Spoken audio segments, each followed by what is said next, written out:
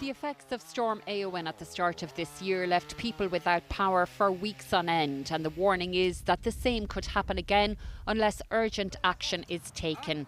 Changes to our overground power lines and communications infrastructure a must within the coming 5 years.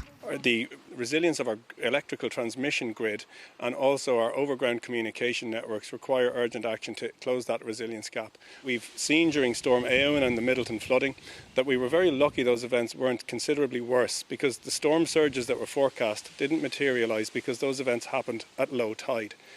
The tide won't always be out when those storms hit, so we've got to address that quite urgently.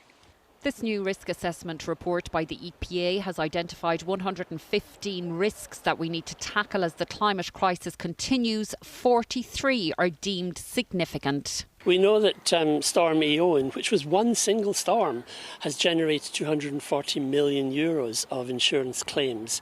And this report is talking about wind damage over a period. So you can get a sense of just how expensive those kinds of claims, those kinds of cascading impacts are going to be if we don't take protective action now.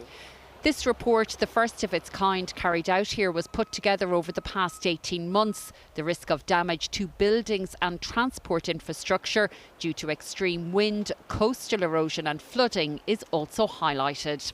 The EPA says we're experiencing more severe weather events more often, and the aim of this risk assessment is to give as much information as possible to the government to prepare for what's coming down the tracks. The warning is stark.